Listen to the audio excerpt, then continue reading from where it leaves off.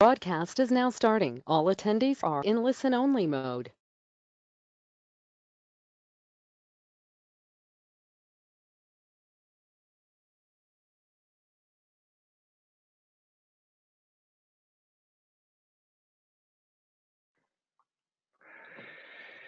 So welcome to our last session of cutting through spiritual materialism.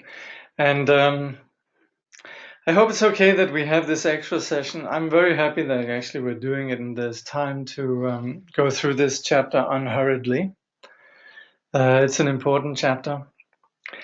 And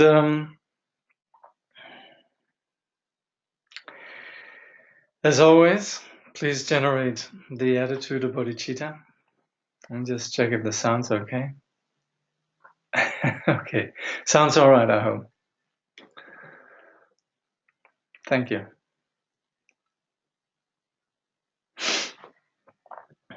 Good.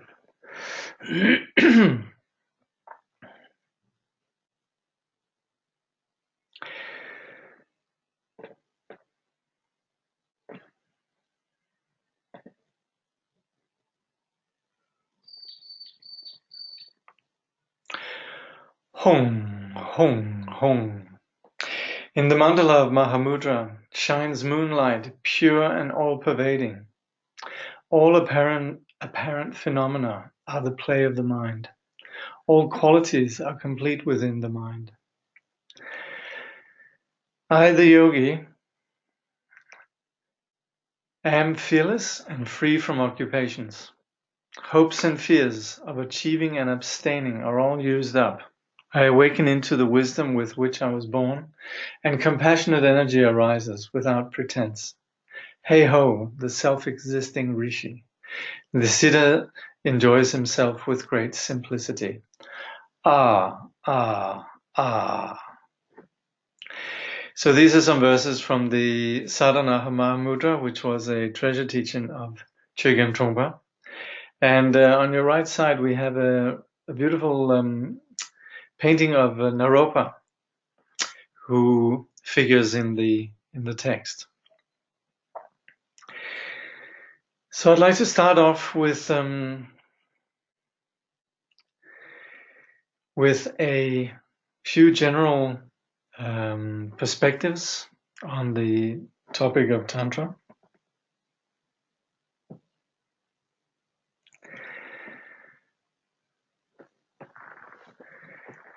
So Tantra shows the abiding nature of reality as pure and takes that insight as the path.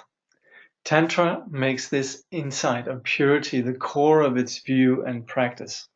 Hence the appellations resultant vehicle, or Vajrayana, the indestructible vehicle.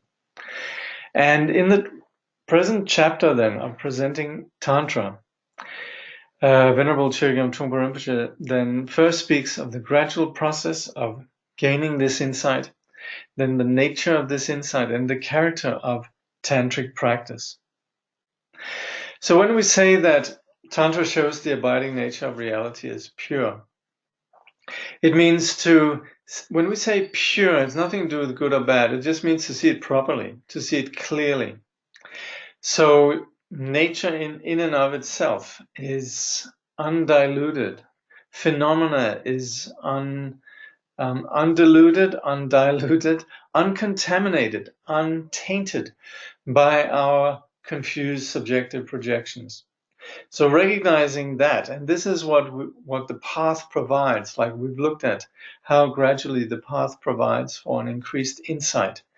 Then seeing the nature of the experiencer in terms of quality of wisdom and also the perceived object.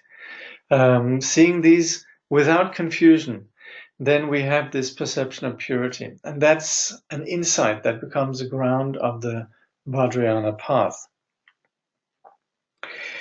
So Trungpa Rinpoche in this chapter then, he speaks about how we get there, how this relates to the bodhisattva that travels the path through the bhumis and arrives then at the insight that is the ground of the Vajrayana journey. In terms of scriptures that we have out there, it actually applies that one needs to receive Vajrayana empowerment to study Vajrayana texts, the tantras, and so on. Of course, there are translations out there, but if you're, you could say, hardcore, traditionalist, I don't know what we should say, purist. If we want to do it how it's done in the lineage, then it is actually generally a rule that you first receive empowerment. But once we receive then empowerment, there are some very valuable texts then that explain the view of Tantra. For example, famously, there's something called the Guhyagarbha Tantra that basically explains the logical basis of the Vajrayana view. And that's also what essentially Trungpa Rinpoche does then in this present chapter. So Tantra is the journey that takes the result or the abiding ground of who we are as the path, makes it the path.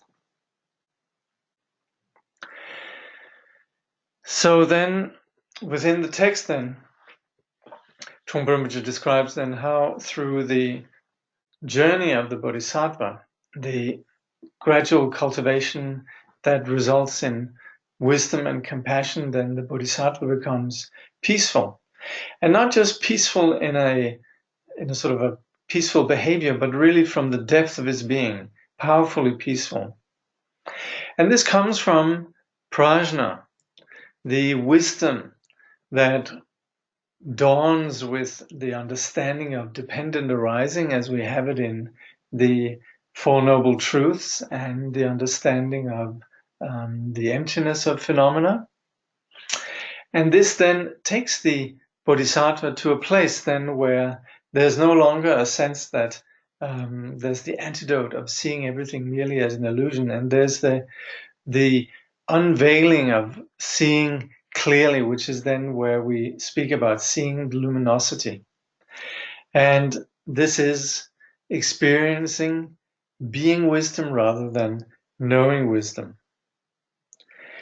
So in here then, Trungpa Rinpoche, he describes then how the practitioner on the Bodhisattva levels reaches really the culmination of the Mahayana path, and then comes to see this unchanging nature, which is also what we refer to as Buddha nature.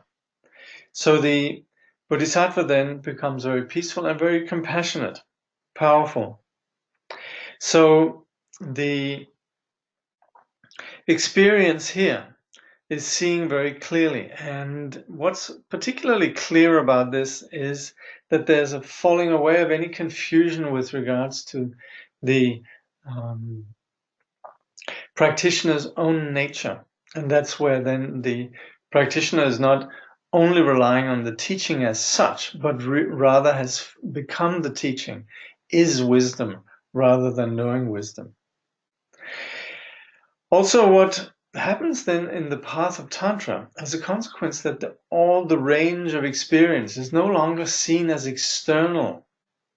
There's no longer the question of dealing with phenomena. Everything that's within the range of the experience then is seen very clearly. And that's also where the tantric practitioner becomes very powerful, knows the universe, and is very much a master of the universe. So this all comes from eliminating confusion, eliminating the conceptual constructs and so on through the path, and then arriving at this quality of wisdom. And we're going to be talking quite a bit about this, but it's fairly simple.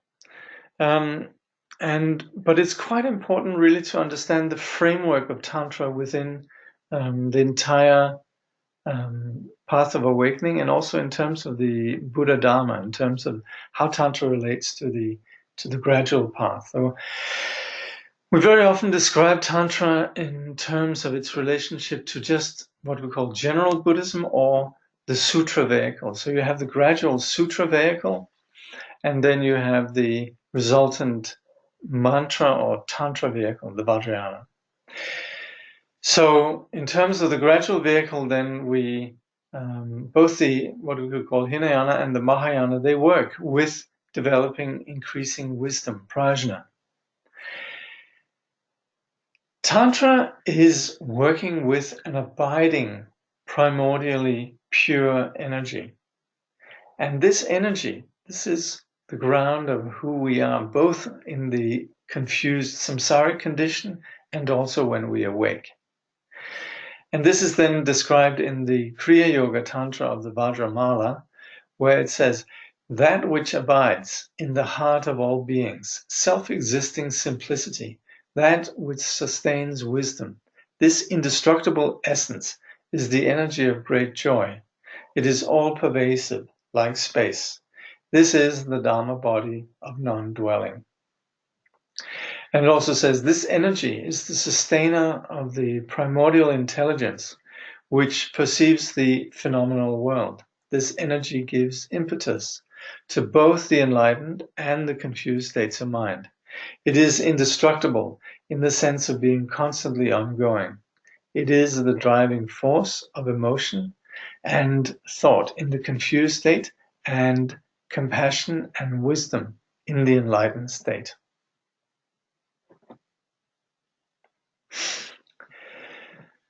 So Trungpa Rinpoche then says, Tantric wisdom brings nirvana into samsara. This may sound rather shocking. Before reaching the level of Tantra, you try to abandon samsara and strive to achieve nirvana.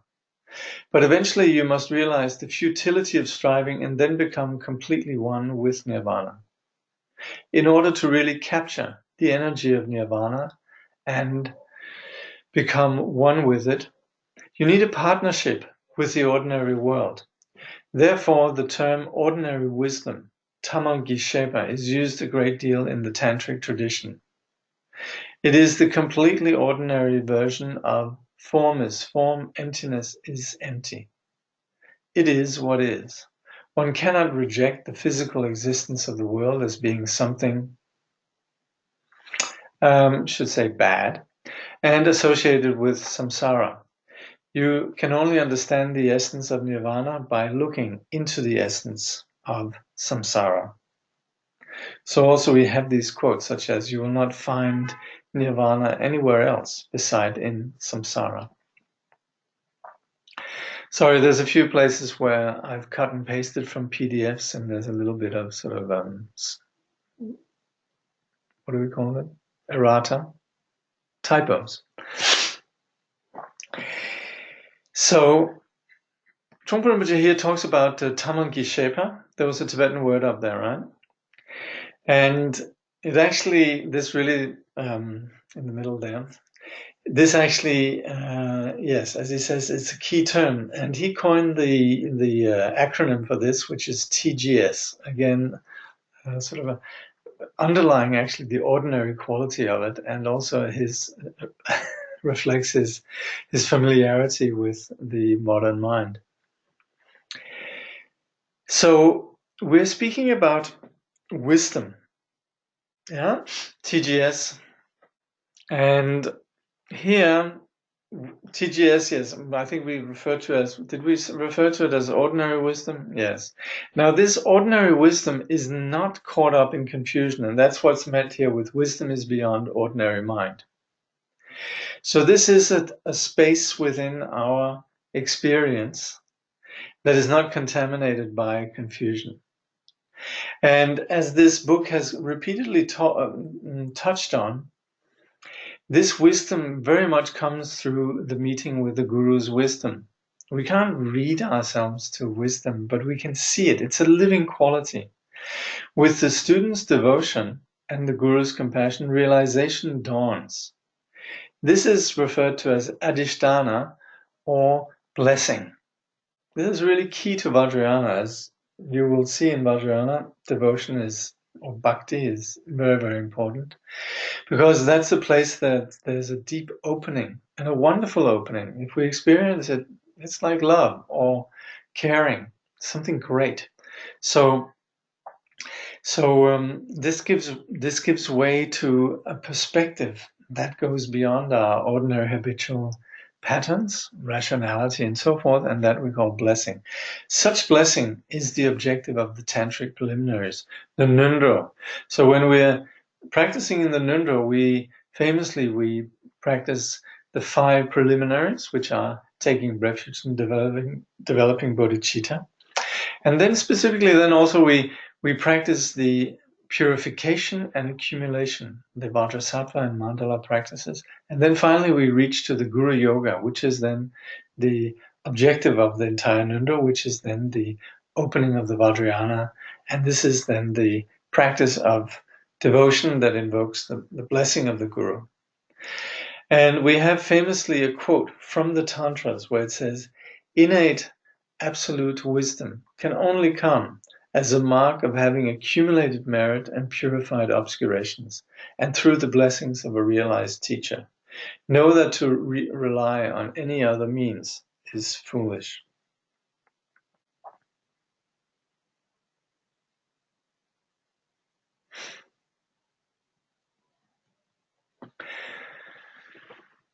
Thus, the path involves something more than going beyond duality, something more than mere non-dualistic understanding.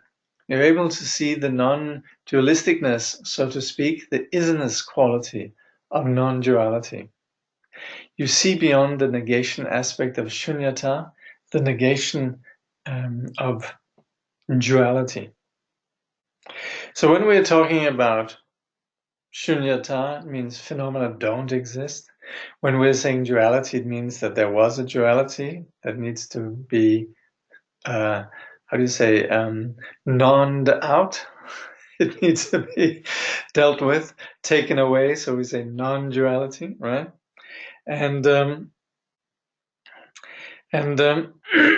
so in the sutra path, then there is very much this emphasis of dispelling confusion and unveiling this abiding wisdom. So we operate with this notion of elimination and realization. So at the culmination of the sutra path, there is this understanding of the unity of appearance and emptiness. And Trungpa Rinpoche also talk about form and emptiness, where there is then the realization of lack of phenomena. But it's a little bit like when we have a dream. I'll come back to that. But it's when we know that actually it's not real. Then that's the shunyata aspect. But we still have some phenomena. So that's what we're talking about here. We're interested in the experience then that comes with this understanding. We can say the journey begins with the shunyata. We could say the journey begins with the Dharmakaya. Of course, we refer to Tantra as the resultant vehicle, so it shouldn't be a surprise, but it starts with this the highest perspective really on phenomena, the phenomenal world, knowing what it really is. So Trungpa Rinpoche says, therefore, the term shunyata is not used very much in Tantra. In Tantric tradition, tatata, or tata, like in tathagata, what is used rather than shunyata as emptiness. The Tibetan word wursa, or prabhishwara, which means luminosity, is also used a lot, rather than shunyata. You find this reference to the Tantric tradition in the Buddha's last turning of the wheel of Dharma. Instead of saying form is empty, emptiness and form, so on, he says the form is luminous. Luminosity or prabhishwara is connected with mahasukha, or the great joy or bliss, the full realization that emptiness is emptiness. So there's no hanging on to emptiness as something that needs to be realized or sustained. It is realized. It doesn't need to be sustained. And from this point onwards, then phenomena known for what they are seen in terms of luminosity. And there's no longer the anxiety of the ego or the something that needs to be acquired. There's no ambition, so there's bliss, great joy. Emptiness is emphasized based on the ordinary mind, asserting that phenomena are ultimately empty. This is then what we refer to as the teaching on the middle or second turning of the wheel of emptiness sometimes. So, in the teachings, we sometimes talk about three moments in the Buddha's teaching, which we refer to as the three turnings of the wheel. And this is particularly drawing on the sutra called the Sandhya Sutra, which then explains how the Buddha taught three different sets of teachings, and they need other. If we aren't clear on that, then we might get a bit confused with some what we might see as apparent contradictions. So we have the first turning of the wheel, which is then the teachings on the Four Noble Truths. And then we have the second turning of the wheel, which is the teachings that emphasize emptiness. And then we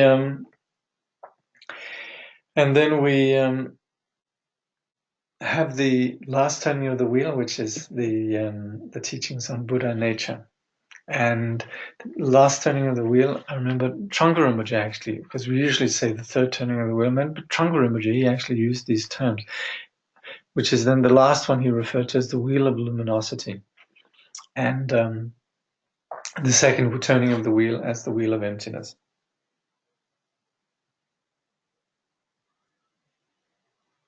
Excuse me.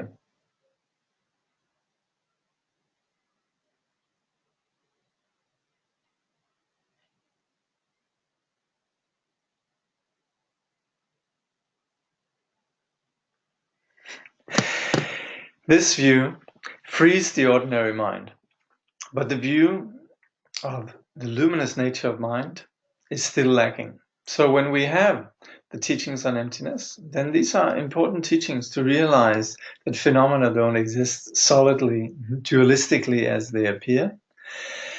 But we still don't actually point out the nature of what it is that manifests. Like, remember the quote from the Vajramala that says there's something that permeates both samsara and nirvana, and it's the thoughts and the afflictions in the samsaric state that this becomes, this energy, and in the enlightened state it becomes wisdom and compassion.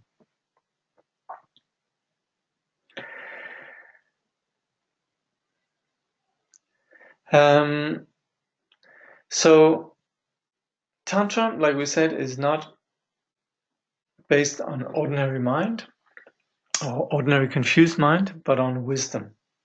And this wisdom, Buddha nature, is the scope of the final or third turning of the wheel. So this is then what we call the wheel of luminosity. This wisdom is not caught by confusion and clearly sees the nature of mind and phenomena.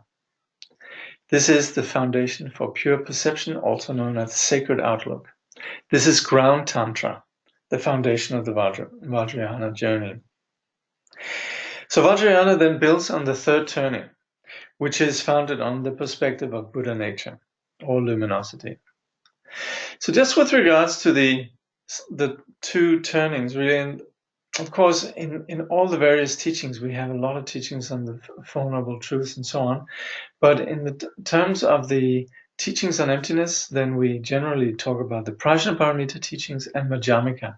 When it comes to the third turning of the wheel, the teachings on Buddha nature, this is then the third turning, the Buddha nature.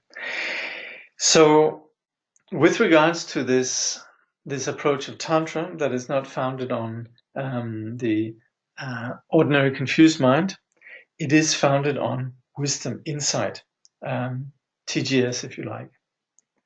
And so when we are untainted by confusion, then all our perceptions, our experiences, then they're seen as a non-dual, they're known as being the non-dual display, expression of this nature. And this is then the scope of the highest bodhisattvas, and this is then seeing phenomena as actual innate quality, or this is seeing pure phenomena purely, unconfused. And this is then where we speak about pure perception or sacred outlook.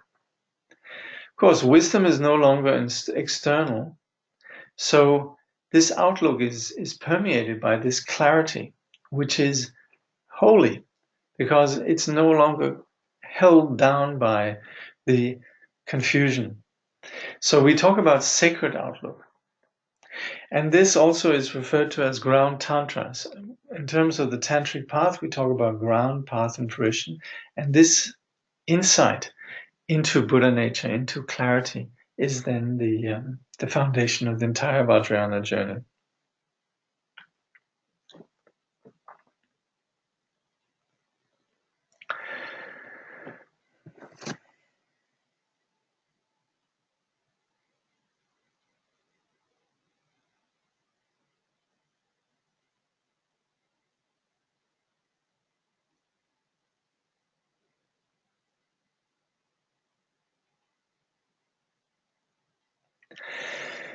So as we align ourselves with this greater vision, we speak of the Mahamudra experience. This is like the opening verses that I was reading before, which was actually taken, I don't know if I mentioned, this was from the Sadhana of Mahamudra, Trungpa Rinpoche's treasure teaching. I think I mentioned it. And we're talking about really the highest kind of insight. So of course, the journey of this is one that can be undertaken by anyone. We talk about it in terms of the bodhisattvas on the highest level, but as far as cultivating these qualities, it is something that can be undertaken by, you could say, practitioners of ourselves, like ourselves. It's very often said, and you'll often hear Vajrayana teachers mention that this, to be present in these teachings, requires many lifetimes of accumulation of merit. So personally, I'm not quite sure about my previous lives, and I take their word for it. But there is a sense that this really is the culmination of the path. And so when we speak about examples, and Trungpa Rinpoche speaks about the example of Naropa, this is of course someone who was the model practitioner, model student. And I would like to say, read his life story. It is such a delight. It was translated in the 60s by Herbert Günther. And Herbert Günther has equipped it with quite some substantial notes and some postscripts and so on, unpacking. I think you can skip that. If you want to know more about the nature of Naropa's, you could say, training and path, I would rely on what we have from, you could say, lineage masters. Anyway, Günther translated the life story, and it's really delightful and very inspiring reading, incredibly interesting reading.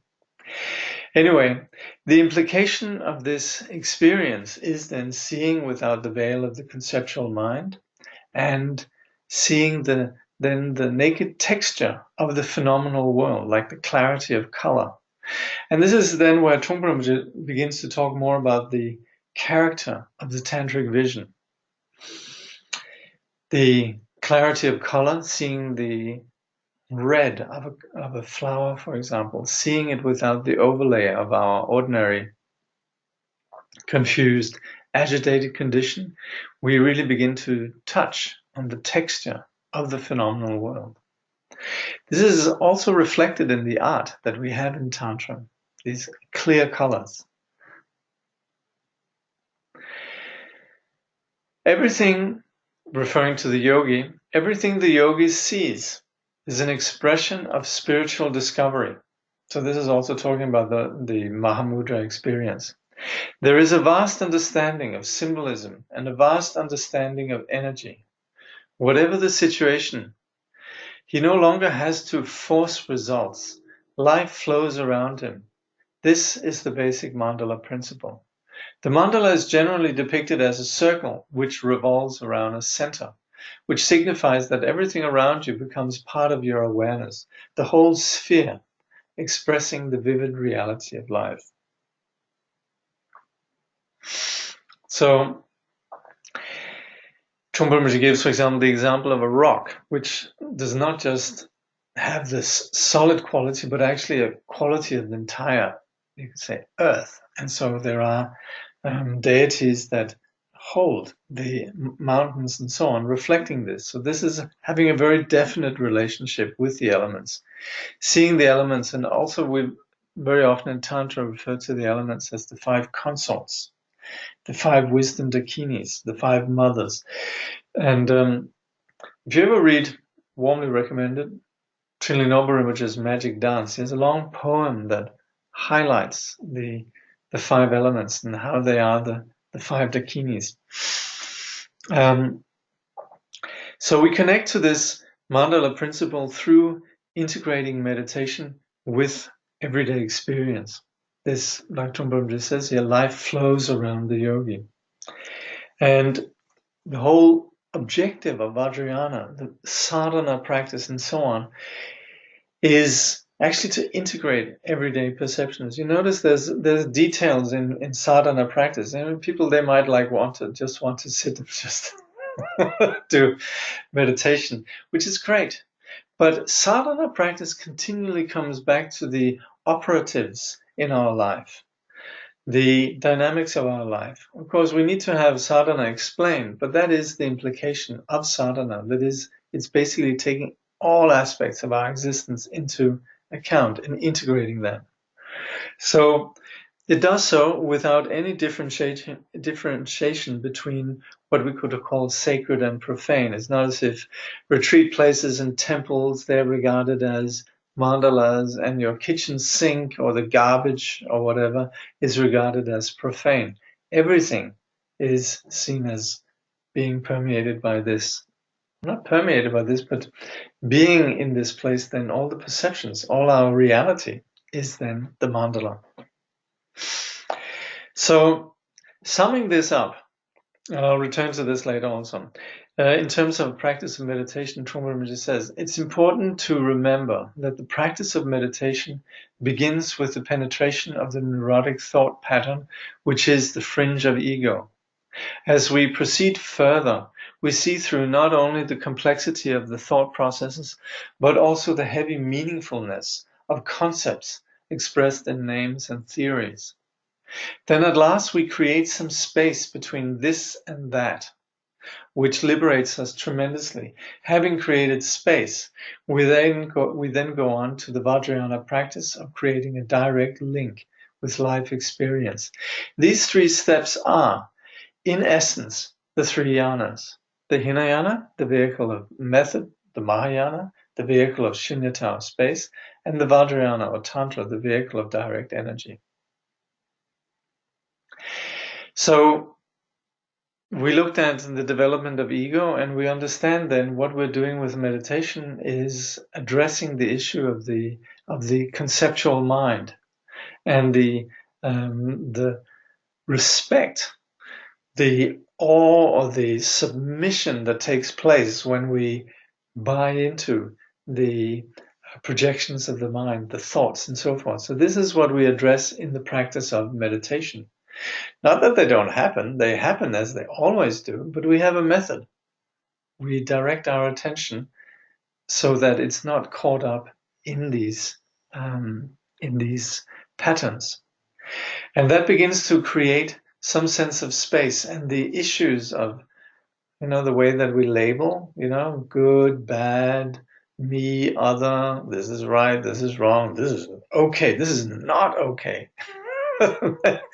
That this is where we begin to have a little bit of a wider perspective, sense of humor, and with that, then there's the seeing of the luminous or the sacred quality of our life. That innately our life is imbued with this luminosity, or the life, if you like, the energy, and that's then the Vajrayana.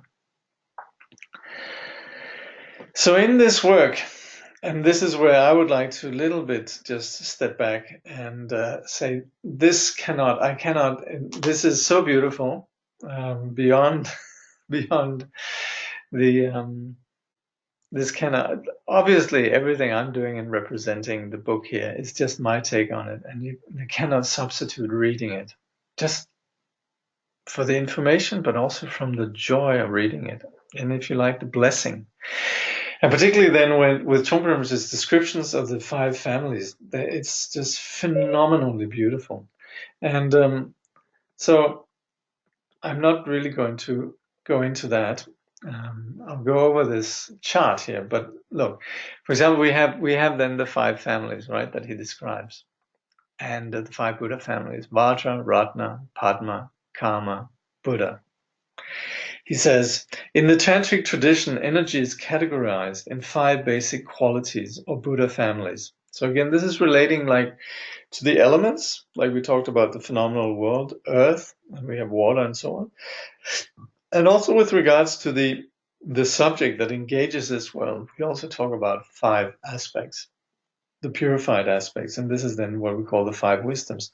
So he says, in the Tantric tradition, energy is categorized in 5 basic qualities or Buddha families: Vajra, Ratna, Padma, Kama, and Buddha. Each Buddha family has an emotion associated with it, which is transmuted into a particular wisdom or aspect of the awakened state of mind. The Buddha family is also associated with colors, elements, landscapes, directions, seasons, with any aspect of the phenomenal world. So I made a chart here, actually not entirely as it was just described with landscapes and so on, seasons, I missed that. But anyway, this is just an overview. But just to give an example of the first, which is then the Vajra family, which is associated then with the purified condition of anger, that then brings about a quality of mirror-like wisdom. And it's associated with the element of water, associated with the color white, associated with the direction east. And I think the season is winter. But let me just read this, and I hope you've all read it. And if not, I hope it's an incentive to read it. So he speaks a bit about Vajra in different ways, but at one point he says, Vajra is connected with the east, the dawn, winter. It is a winter morning, crystal clear, icicles sharp and glittering. The landscape is not empty or desolate, but is full of all sorts of thought-provoking sharpness. There are many things to intrigue the observer. For example, the ground, trees, plants, all have their own way of freezing. Different trees have different ways of carrying snow and different ways of relating to temperature. Vajra deals with objects in terms of their textures and their relations to each other. Everything is analyzed in its own terms. The intelligence of Vajra never leaves any unexplored areas or hidden corners. It is like water flowing over a flat surface, completely covering the surface but remaining transparent. So in presenting the 5 families, then over these pages, then in the Shambhala edition from 224 to 230, then Trungpa Rinpoche goes through these 5 families: Vajra family, Ratna family, Padma, Kama, and Buddha, with these describing how these kleshas are purified and so forth. So one thing I'd like to point out here is that we're not talking about, because sometimes this could happen when people study this, they think it's a bit like individuals. They might be sort of associated with some of these, and to some extent, but it's not like the zodiac where you say, oh, you're so Padma, or you're so Buddha, and so on. It's not really intended to be like that. It's something that all of us possess, all of them. Of course, we might have predominant condition, but then again, situations bring out some of these predominant conditions. Anyway, let's just take a break here and I'll see if there's any questions. As energies are categorized into the 5 families, might one also consider, for instance, elements that might be out of balance in daily experience and use colors and antidotes to relevant excessive emotions to rebalance to a degree of wellness and sanity? It's very curious that you ask that question, because actually Trungpa Rinpoche, and I haven't seen it anywhere else. Of course, yes, there's at all times the notion of balancing. So true in terms of the well, in Tibetan medicine, we talk more about three humors and about keeping them in balance. In terms of the five here, you could say there's an innate balance, but yes, well, Trungpa Rinpoche, he actually founded something called Maitri, loving kindness, Maitri Institute or Maitri training of some sort. But it was actually about rebalancing, rebalancing to achieve wellness and sanity. And so in Maitri program, actually, they had particular rooms that reflected these landscapes, these colors, the moods. So they work with that in Maitri program. I'm not sure, and I would suggest to try to Google it. Yeah, it is very interesting. I remember there was a guy called Ed Podvol, Podvol, maybe two L's. Ed, just Ed, I think. And I think there's stuff up on the net, on the web. So yes, you can do it, but like I said, in general, in the Tibetan context, they more often work then with the three humors. But yes, in Trungpa Rinpoche's context, then it does exist this possibility of realigning with one's wellness.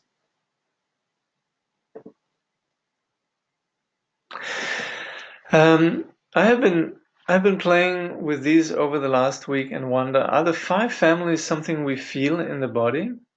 I.e., are we trying to recognize them, objectify them, so we realize we are not them? And then what do we do? Does the Tantra practitioner transcend them through practice? Well, the Tantra practitioner, and see, of course, this is where the previous discussion was highlighting how the Tantric practitioner already brings to the Tantric path the perspective of phenomena as being free in and of themselves. Of course, we might practice this. We might impute some solidity. But the Tantric practitioner as such sees the world in terms of this purity and might see, I think Trungpa Rinpoche, he also goes on to describe a little bit that we might, no, not here, but elsewhere he describes that we might, for example, see a situation as particular karma, or we might be involved in a karmic, or rather karma situation, the family karma, which is very much about doing. Or we might have a situation which is very padma, very much about magnetizing or controlling or seduction. Or we might have a very Buddha situation where things are just very sort of plain and strangely calm, vacuous, if you like. And so there's the moods, but we don't particularly try to change or transform them. What we sometimes do with the yoga, if you like, of the five families is when we do deity practice, we always dissolve at the end, as one does, at the end of a sadhana practice, we always dissolve. But that's more just paying lip service to the insight that phenomena are empty. And essentially the vision of the five families and so on, is actually, you could say, built into it, is this understanding of shunyata. So with the shunyata, then the phenomena, our world and ourselves and so on, you could say the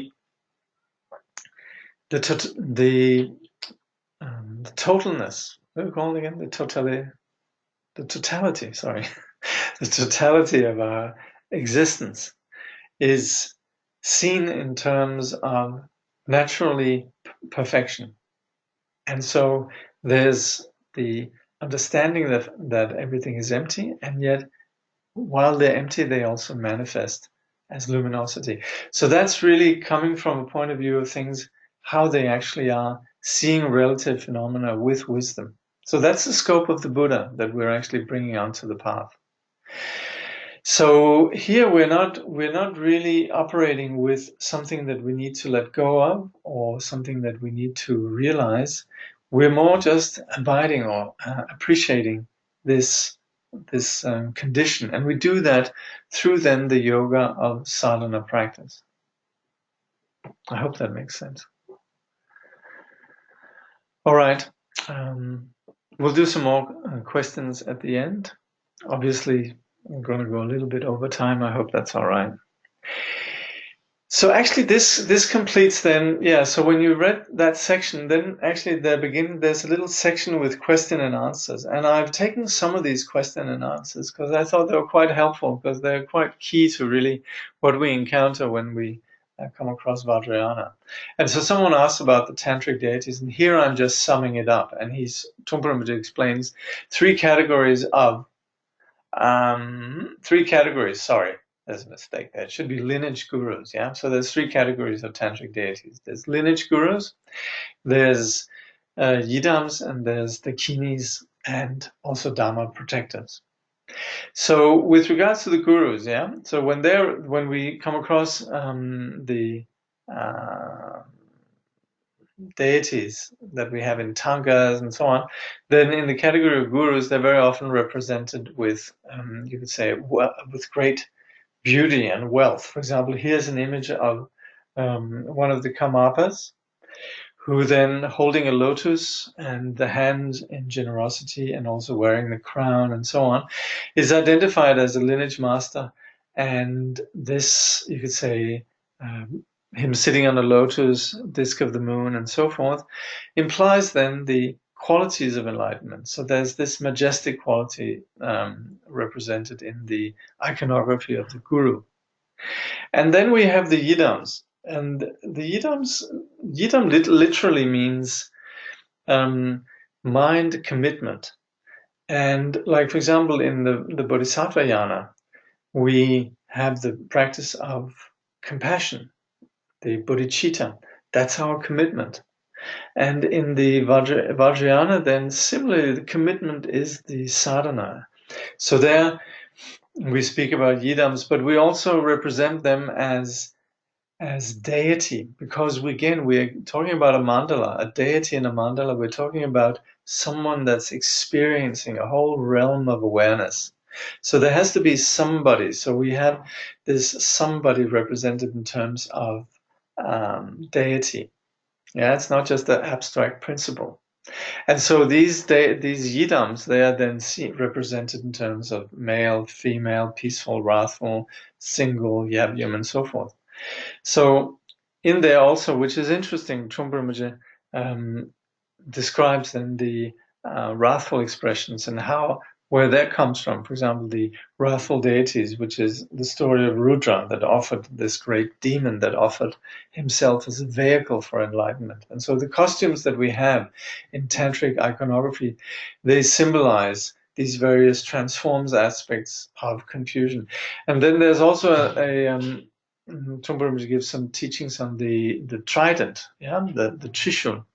And he says, just to give an example of how the iconography represents these different features, he says, for example, in the case of the trishul, the trident, he says they're ornamented with three heads: a fresh head, a dry shrunken head, and a skeleton head.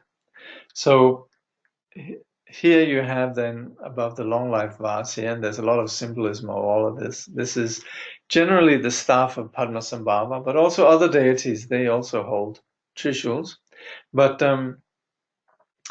the first you have the fresh head, and then it says the fresh head represents hot passion. The dry one, that's the one on top, yeah, that represents cold anger on toughness, like tough meat. It's a bit smaller. And then finally, the skeleton head represents stupidity. I guess this is the absence of any, sign of life, the vacuous quality. The Trishula is an ornament which symbolizes transcendence of these three impulses. So these are associated with these three what we call desire, anger, and ignorance, or passion, aggression, and stupidity. Yeah. So that's just an example, and this is what permeates the iconography of Tantra. More specifically, with regards to the Yidam still, the Yidam mandalas, they're given to you. So very often you have the practice that the teacher will empower you to do, and the mandalas, these Yidam practices and so on. Trungpa says the mandalas are given to you so that you can identify yourself with your particular emotions, which have the potential of transmuting into wisdom. Sometimes you practice the visualization of these yidams. However, when you begin working with them, you do not visualize them immediately. You begin with an awareness of shunyata and then develop the feeling of the presence of that image or form. Then you recite a mantra which has an association with this particular feeling. In order to weaken the strength of ego, one somehow must establish a link between the imaginary presence and the watcher of oneself, the ego. The mantra is the link. So when the practitioner practices Yidam, then it is connecting with something that is innately pure. But of course, it doesn't mean the practitioner doesn't have ego. But rather than coming back to the breath, rather than coming back to the, you could say, view of shunyata, whatever it might be, here it's much more close to the heart, much more innate in terms of touching on our true being, if you like. And that's then the experience of the Yidam. Of course, it's based on an insight into shunyata, and it develops in terms of something that embraces all of our existence, like I said before. And then it incorporates then the experience of the body, visualizing deity, and also of the speech, which is then the mantra, and also the mind, which is then the wisdom. So that's a little bit about the Yidam. And then we have protective deities. And Trungpa in there describes the six-armed Mahakala and the function of the six-armed Mahakala. So I put in the image there. But more generally, he says at one point, he says, it is a wrathful awareness because it involves leaping. This leap needs a certain kind of energy to cut through confusion. You have to actually take the initiative to leap without any hesitation from the boundary of confusion into openness. You must really destroy hesitation. You must destroy all obstacles you meet on the path. Therefore, this divinity is called protective. Protection does not mean securing your safety, but it signifies a reference point, a guideline which reminds you, keeps you in your place in the open.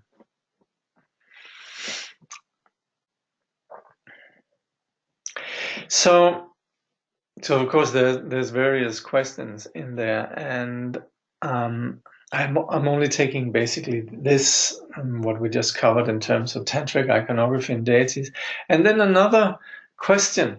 But here, the first part of, or rather, what I've taken just to have a continuity is actually two different questions, but they deal with the same thing, and it is. One is on page 235 and the other is on page 239. But in there, the initial question, and this is literally what is being said then, says, how do you transmute emotion? How do you deal with it? And the answer is, well, that is a very personal question rather than an intellectual one. The whole point is that we have not actually experienced our emotions, although we think we have. We have only experienced emotions in terms of me and my anger, me and my desire. This me is a kind of central governing structure. The emotions play the part of messengers, bureaucrats, and soldiers. Instead of experiencing emotions as being separate from you, you're rather unruly employees, so to speak. You must actually feel the texture and real living quality of the emotions.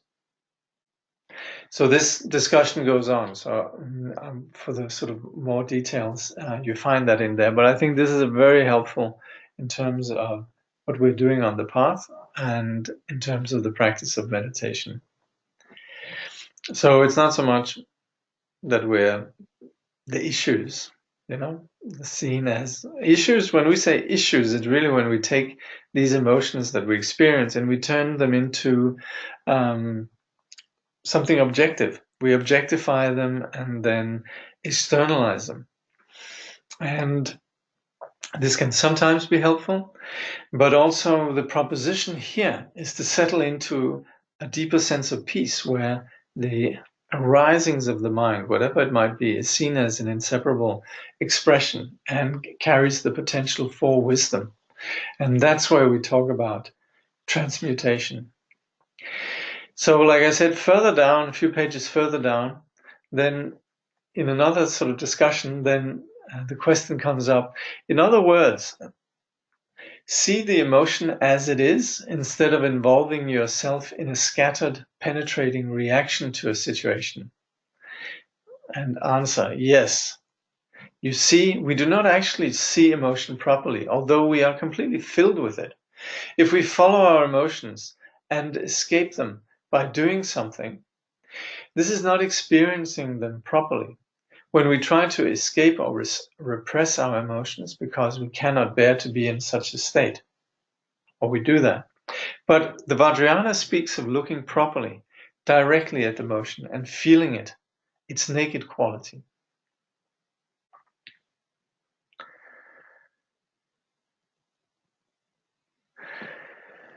So there's a bit of some pages down with various questions, and all of them are really worthwhile reading, but of course I can't go over all of them. But at one point, and this is of course towards the end of the chapter, I think there's some significant discussion around Milarepa.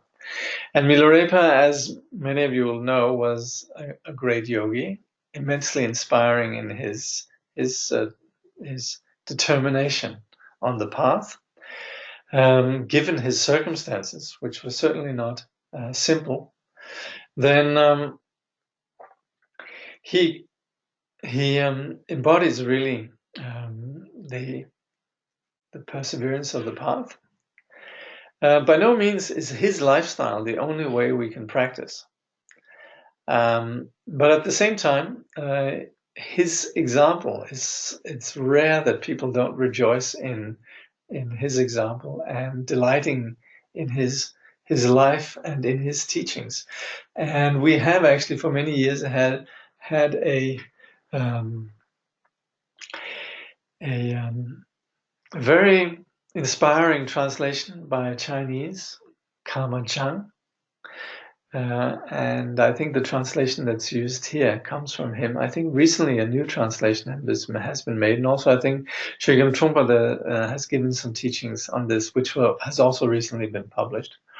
Anyway, we have the life. So the Kama Sisi Chang's translation is what we call the 100,000 Songs. And big tome. And like I said, I think there's a new translation out. Anyway, we also have very good translation of his life by somebody called Lobsang Lalompa, A Life of Milarepa. It's from the 1970s. We have a translation from the 1930s by a gentleman called Evan Svens, who employed a Sikkimese Lama who spoke a bit of English to translate, and then he edited it. But Evan Svens brought a lot of his own vocabulary, which nowadays is seen as slightly dated. And the translation probably is somewhat okay. This was a Sikkimese Lama, Kazi Dawa Samdrup. And there for many years that's all you had. But now Lobsang Lalomba's translation is really delightful reading. Anyway, in there, Trungpa, speaking of Milarepa, he talks about some attacks from demons, and he says thousands of demons assemble to terrify and attack Milarepa while he is meditating. But he preaches to them, is open and accepting, willing to offer them his whole being, and they're subjugated. At one point, 5 demonesses, beginning to realize that they cannot frighten Milarepa, they sing to him. If the thought of demons never rises in your mind, you need not fear the demon hosts around you. It is most important to tame your mind within. On the steep path of fear and hope, they lie in ambush. Meaning as we realize that the only real demon is the mind within, when we realize that and attain fearlessness, liberation, then there's no demons that can harm us. But as long as we're not there, then we have fear and hope. And that's where the demons, they then lie in ambush and very often get the better of us. So Milarepa then himself says later, he says, insofar as the ultimate or the true nature of being is concerned, there are neither Buddhas nor demons. He who frees himself from fear and hope, evil and virtue, will realize the insubstantial and groundless nature of confusion. Samsara will then appear to be the Mahamudra itself. And so, concluding then the chapter, then sort of some of the last lines really is Trungpa Rinpoche, where he says, toward the end of his life, he had completely perfected the transmutation process to the point where he could be called the Vijayadhara or holder of crazy wisdom. No longer could he be swayed by the winds of hope and fear. The gods and goddesses and demons, his passions and their external projections, had been completely subjugated and transformed. Now his life was a continual dance with the Dakinis. So when we say Dakinis here, it means the phenomenal world. So this is then Milarepa's liberation, and again, his life is really a delightful example of the dedicated practitioner. So this really takes us to the end of our study. What I thought to do just as we're ending is just summarize a little bit what we have studied here in terms of the chapters.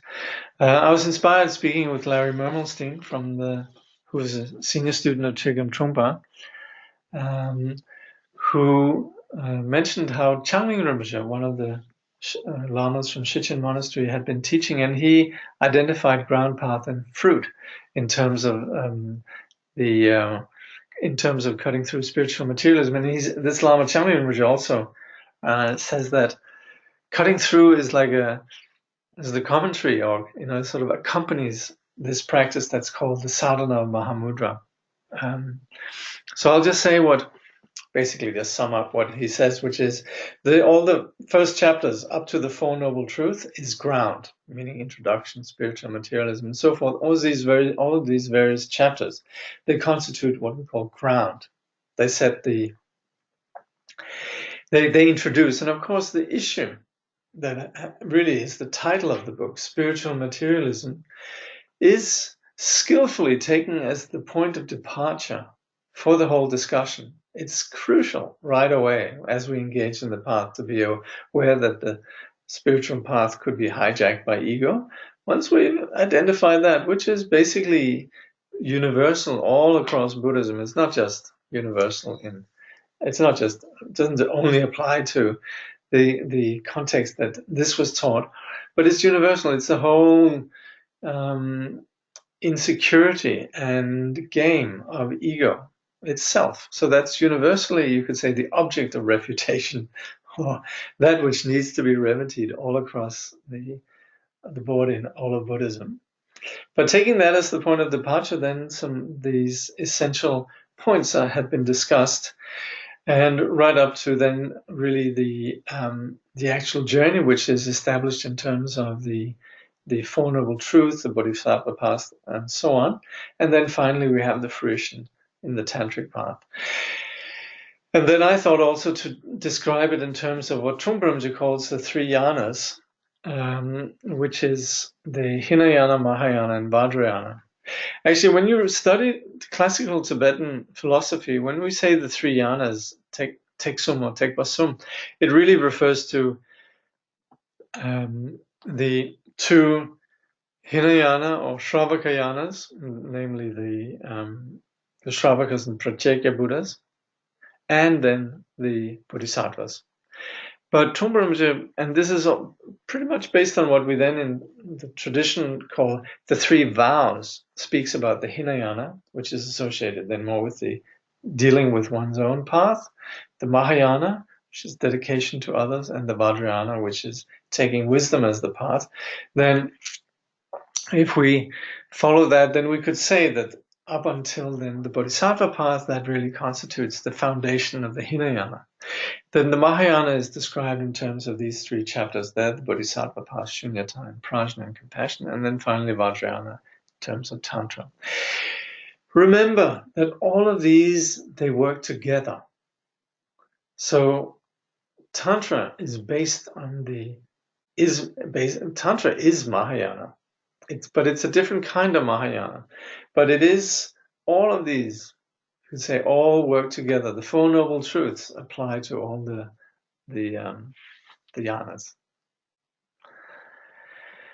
And then finally, I want to once again reiterate, because this also really sums up this, because you could say these previous ones, in terms of the ground path and fruit and the three yanas, that's sort of more, you could say, theoretical. But in terms of our practice of meditation, this work then is summed up brilliantly in that paragraph that I already have read once before, but I'll read it again because it's, I think, key. And that's what Trungpa Rinpoche says then. It is important to remember that the practice of meditation begins with the penetration of the neurotic thought pattern, which is the fringe of ego. As we proceed further, we see through not only the complexity of the thought processes, but also the heavy meaningfulness of concepts expressed in names and theories. Then at last we create some space between this and that, which liberates us tremendously. Having created space, we then go on to the Vajrayana practice of creating a direct link with life experience. These three steps are, in essence, the three yanas: the Hinayana, the vehicle of method; the Mahayana, the vehicle of Shunyata or space; and the Vajrayana or Tantra, the vehicle of direct energy.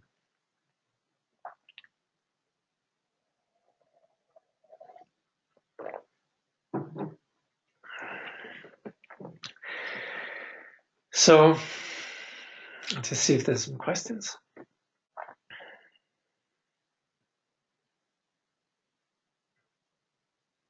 Mm-hmm.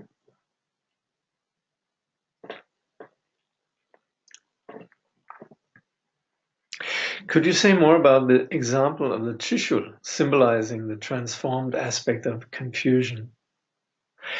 For example, are the three heads also somehow relevant to the three yanas when the symbolism of the respective heads, fresh, shrunken, and skeletal, are transmuted? Don't know about that. On all in all as it's explained here, right? Which is these three heads. They represent the three aspects of attachment, aversion, and ignorance, which is essentially the MO, or the way that ego operates, right? That's how ego sustains itself. So that's something that is cut through all the various practices across the three yanas. But I'd just like to say that the Trishul symbolizing the transformed aspect of confusion is true, yes. Well, it's not so much, the Trishul particularly addresses one aspect of how confusion is cut through in terms of penetrating those three, but also the deities in general, and you could say all the iconography that you have in Tantra represents these transformed aspects of confusion. Mm-hmm. So in Tantra, lineage gurus are understood to be deities. Yeah, well, yes, actually, yes, because when we say deity, it's not so much Zeus and Odin and Thor and so on. It's really more the Buddha nature. So we see the lineage gurus equally as being innate, as being, you could say, center of the mandala. So we talk about the deities of the three roots, and that's essentially what was described here. We say the deities of the three roots are then the gurus, the Yidam deities and the Dakinis and protectors. So yes, they are understood to be deities. Simply wonderful is Chögyam Trungpa, indeed. Indeed. So I've been really happy to present this, and I think we'll then conclude at this point. So I hope to see you again. In the next year, I'll be presenting some programs. I'm going to be presenting first a work actually by a couple of works by some students of Buddhism, but some very learned and accomplished students. And the first is a book that's called Contemplating Reality by Andy Carr, who's a very close student of Trungpa. And as a student of Trungpa and also of Khenpo Tsulin Gyatso, Andy really, I feel, has formulated some sometimes difficult topics of Buddhist philosophy very clearly. So I'll be doing that in the beginning of the year.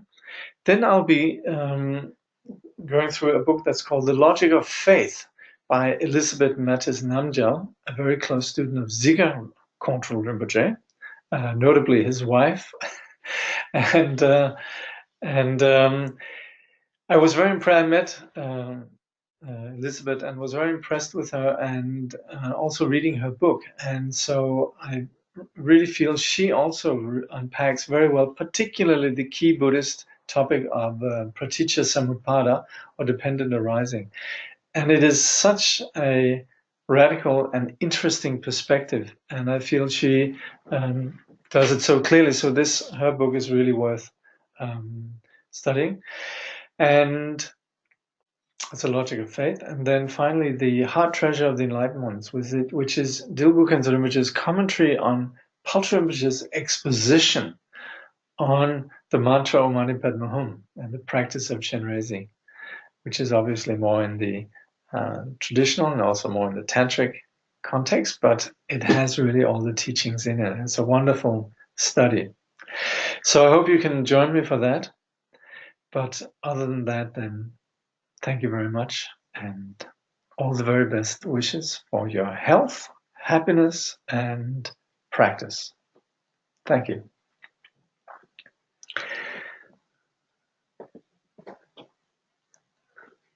So I'm just going to finish with some auspicious verses from the Sadhana Mahamudra.